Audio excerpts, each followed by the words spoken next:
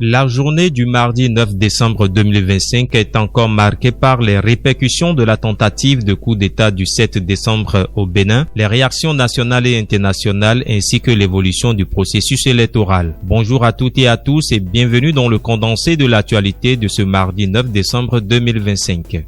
Le Conseil des ministres extraordinaire tenu lundi 8 décembre à Cotonou a livré les détails de la tentative de putsch du 7 décembre 2025. Les mutins ont assassiné l'épouse du général Bertin Bada, enlevé 2 hauts gradés et mené de violents combats devant la résidence présidentielle où Patrice Talon a suivi les affrontements en direct.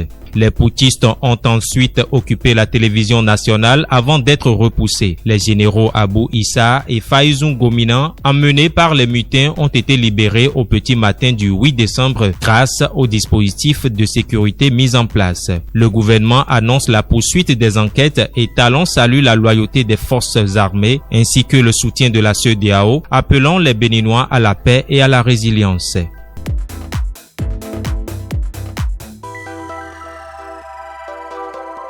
L'ancien président Boni Yayi a réagi ce mardi 9 décembre 2025 à la tentative de renversement du pouvoir survenue dimanche 7 décembre à Cotonou. Il a condamné avec fermeté l'initiative du groupe de militaires ayant visé la résidence du chef de l'État et la télévision nationale. Dans sa déclaration, l'ex-chef d'État a rappelé l'importance d'un exercice démocratique fondé sur la volonté populaire, la liberté et la transparence, piliers essentiels de la stabilité politique.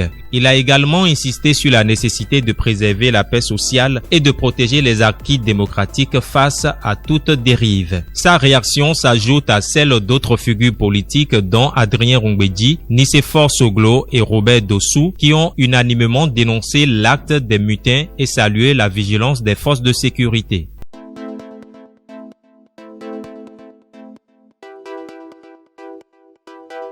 Les Nations Unies ont réagi à la tentative de prise de pouvoir par la force survenue dimanche au Bénin. Dans un communiqué, l'organisation se dit préoccupée par les événements du 7 décembre et salue l'échec de cette entreprise visant à déstabiliser les institutions de la République.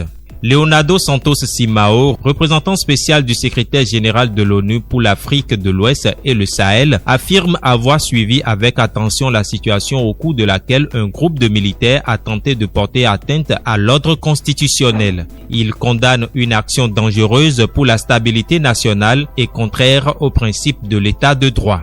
L'ONU se félicite par ailleurs de l'annonce du président Patrice Talon confirmant que la tentative de putsch a été neutralisée et que la situation est désormais sous contrôle. Leonardo Santos Simao a exprimé sa solidarité envers le gouvernement, le chef de l'État et le peuple béninois, réitérant l'engagement onusien à soutenir les autorités dans la préservation de la sécurité publique.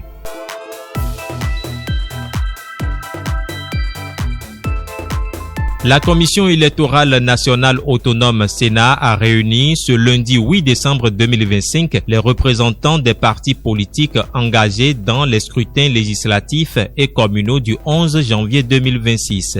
La séance tenue au nouveau siège de l'institution a été marquée par une minute de silence en hommage aux victimes des événements liés à la tentative de coup d'État du 7 décembre. Les participants ont ensuite procédé à la présentation, l'analyse et l'adoption des maquettes du bulletin unique pour les 2 élections. Les différents modèles ont été projetés et examinés point par point.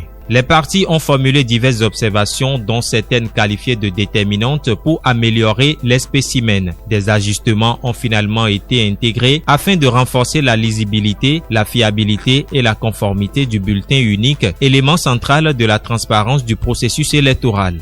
C'est la fin de ce tour d'horizon de l'actualité. Merci de nous avoir suivis. Restez toujours connectés sur DB Media.